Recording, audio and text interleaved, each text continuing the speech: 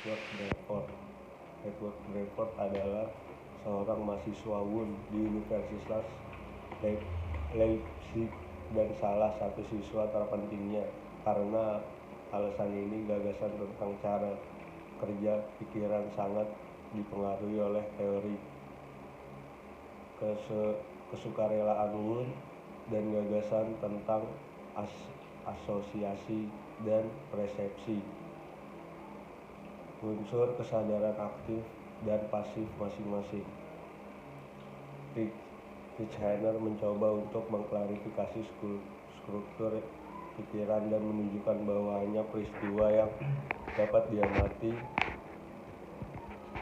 yang merupakan ilmu pengetahuan, bahwa spekulasi mengenai peristiwa yang tidak dapat diamati terjadi di masyarakat. Dalam buku Psikologi Sistematik, Titchener menulis, memang benar begitupun bahwa pengamatan salah satunya metode sains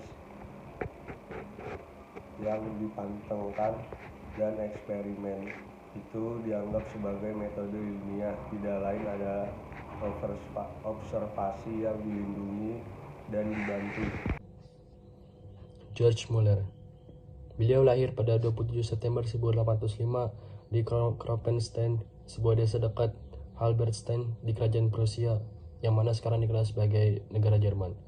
Pada masa mudanya, ia dikenal sebagai anak yang nakal, pemabuk, suka berjudi, mencuri, dan menipu.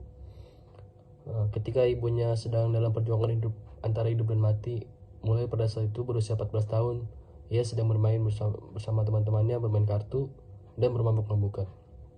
Dalam bukunya yang berjudul Kisah tentang Karya Allah dalam Kehidupan George Muller, ia menggambarkan hidupnya sebelum bertobat sebagai orang yang cabul dan penjahat.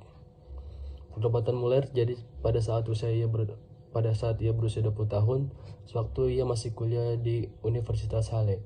Di universitas ini, ia belajar teologi di bawah bimbingan Friedrich Tulloch dan lulus dengan prestasi yang baik, dan pada kemudian hari sanggup berkhotbah dalam 7 bahasa. Ia juga mengerti 2 atau 3 bahasa timur lainnya.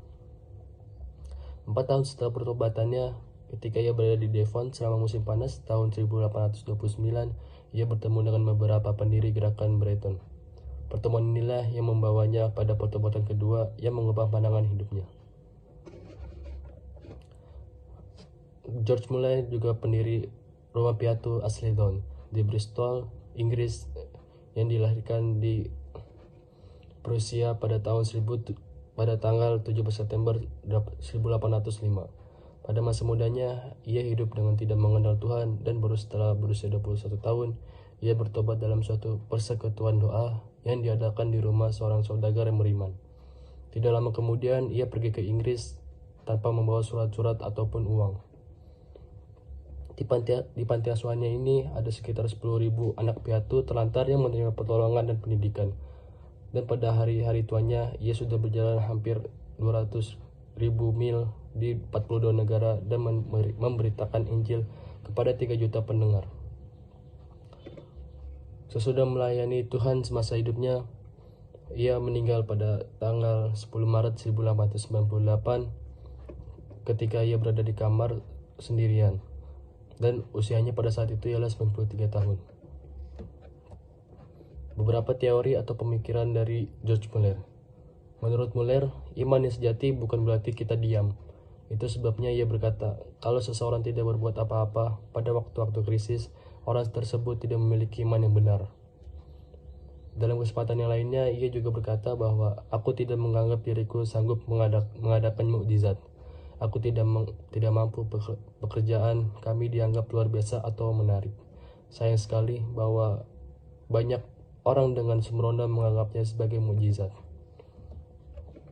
Beberapa karyanya yang sudah ia buat yaitu Muller telah membangun 117 sekolah yang menampung lebih dari 120.000 anak-anak muda dan para yatim piatu.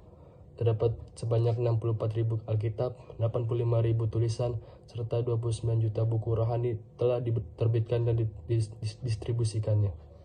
Selain itu juga Muller ikut membiayai 150 misionaris Ia menjadi gembala gereja Bethesda di Bristol yang mempunyai anggota jemaah sekitar 2.000 orang ketika ia meninggal.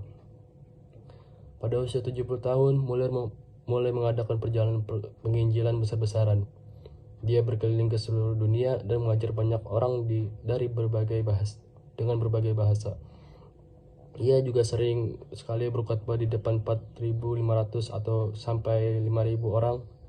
Dia memiliki penginjilan hingga ia mencapai umur 90 tahun. Selama 17 tahun menginjil, kira-kira dia telah memberikan Injil kepada 3 juta jiwa.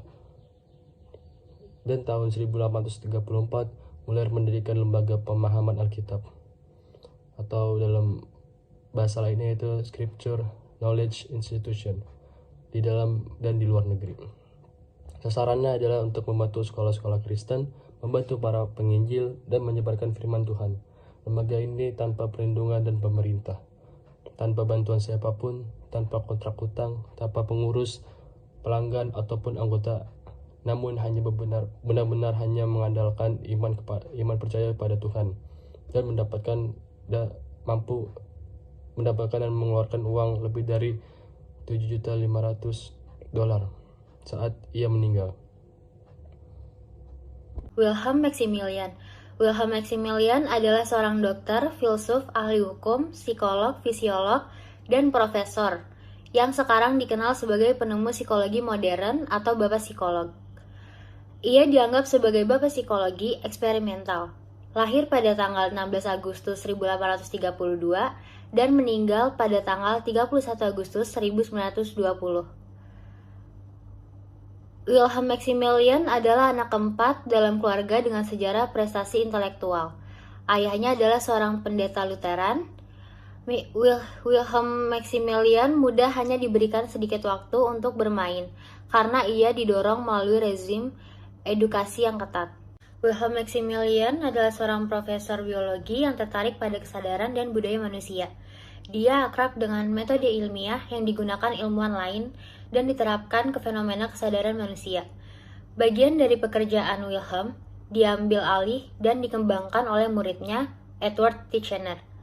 Dia dan Wilhelm menggunakan metode melihat ke dalam pengalaman diri mereka sendiri, yang disebut introspeksi.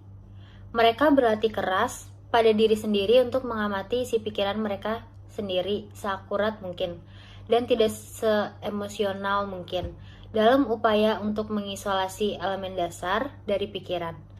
Karena mereka tertarik pada unsur-unsur pikiran dan bagaimana mereka terorganisir. Wilhelm dan Titchener dikenal sebagai struktualis, yaitu mereka berusaha untuk menentukan struktur pikiran melalui introspeksi yang dikendalikan. Edward B. Titchener. Edward B. Titchener adalah seorang psikolog Inggris. Juga beliau merupakan salah satu murid dari Wilhelm Wundt. Titchener dilahirkan di Sussex, sebelah selatan London pada 11 Januari 1867 dan meninggal di umur 60 tahun pada 3 Agustus 1927. Titchener belajar ilmu filsafat selama 5 tahun di Oxford, Inggris. Lalu ia pergi ke Leipzig untuk belajar dengan Wilhelm Wundt untuk beberapa tahun. Titchener menjadi pengikut Wundt yang hampir tidak mempunyai kritik terhadap Wundt. Ia bukan tokoh yang mempunyai aliran sendiri, tetapi ia memiliki peranan cukup besar dalam sejarah psikologi, yaitu memperkenalkan ajaran Wundt ke Amerika Serikat. Titchener mengatakan bahwa kesadaran atau pikiran dibentuk oleh 3 jenis fenomena: sensasi, kasih sayang, dan gambar.